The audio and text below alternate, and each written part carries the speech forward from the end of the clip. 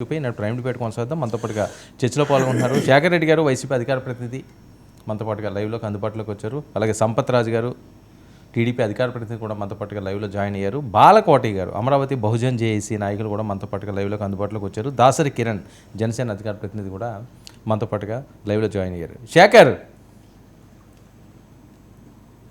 నమస్తే అండి వర్మ గారు, మీకు అలాగే ప్యానెల్లో ఉన్న సభ్యులకి 99 టీవీ వీక్షకులందరికీ కూడా గుడ్ ఈవినింగ్ అండి. శేఖర్, ఏంటి పోలవరం ఫైల్స్ ఏంటి? ఈ ఒక్క ఫైల్సే కాదు, చాలా ఫైల్స్ దగ్ధం అవుతున్నాయి.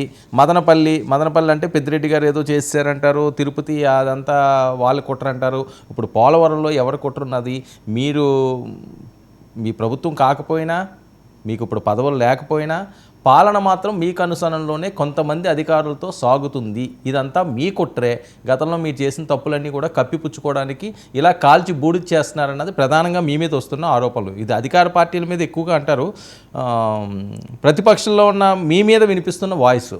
అంతమందిని మీరు తయారు చేశారు, సిద్ధంగా ఉంచారండి. ఎక్కడికక్కడ ఏ కార్యాలయాల్లో అయితే ఆ కార్యాలయాల్లో మీ బలగాల్ని.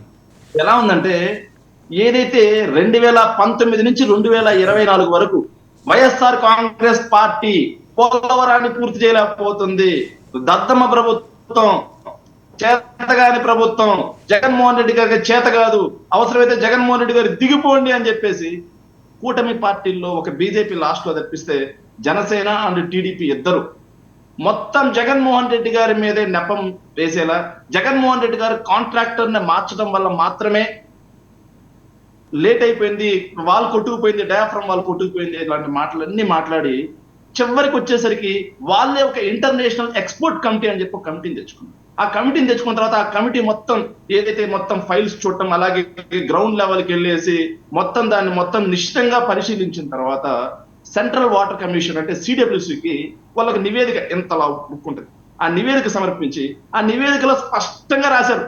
ఏం రాశారంటే, ఏదైతే చంద్రబాబు నాయుడు గారి అనాలోచిత నిర్ణయాల వల్ల నదిని డైవర్ట్ చేయకుండా మొట్టమొదటిగా పోలవరం ప్రాజెక్ట్ లో చేయాల్సిన పని స్పిల్వే పూర్తి చేసి దానికి అప్రోచ్ ఛానల్ ద్వారా నదిని మళ్లించి తర్వాత స్పిల్ ఛానల్ ద్వారా మళ్ళీ నదిలో కలుపుతారు. సో ఆ ప్రాసెస్ పూర్తయిన తర్వాత మాత్రమే డయాఫ్రమ్ వాల్స్ 2 కట్టాలి. డయాఫ్రమ్ వాల్స్ 2 పూర్తయిన తర్వాత ఏదైతే కాఫర్ డ్యామ్స్ 2 కట్టాలి. కాఫర్ డ్యామ్స్ 2 పూర్తయిన తర్వాత మధ్యలో డయాఫ్రమ్ వాల్ కట్టాలి అనేది పోలవరం ప్రాజెక్ట్ యొక్క డిజైన్. ఆ డిజైన్ ని ఫాలో కాకుండా అన్ని ఒకేసారి సమాంతరంగా పాటించడం వల్ల ఒక్కసారిగా వరదలు వచ్చి కొట్టుకుపోయింది. ఓకే, అది ఎవరి వర్షన్ వాళ్ళది ఉంది. ఫైల్స్ ఏంటి? ఫైల్స్ గొడవ ఏంటి? ఎస్, సో వాళ్ళు క్లియర్ గా ఇచ్చిన తర్వాత సో ఇది డైవర్షన్, ఏదైతే పాలిటిక్స్ డైవర్ట్ చేయడం కోసం, ప్రజల్లోంచి ఒక తప్పుడు మెసేజ్ తీసుకెళ్లడం కోసం వాళ్ళు ఏం చేశారంటే ధవళేశ్వరం దగ్గర ఫైల్స్ కాలిపోయాయి అని చెప్తారు. కానీ అదే ధవళేశ్వరంలో ఆర్టీఓ లక్ష్మీ శివజ్యోతి గారు బయటకు వచ్చి, అయ్యా బాబు ఏమీ కాదు,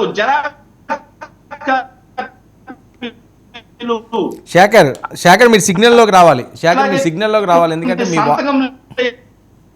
అని చెప్పేసి వాళ్ళ ఓకే శేఖర్ నేను మళ్ళీ వస్తాను. మీరు సిగ్నల్లోకి రావడానికి ట్రై చేయండి. మీది బ్రేక్ అవుతుంది, మీరు చెప్పింది ఏది రీచ్ అవ్వట్లేదు.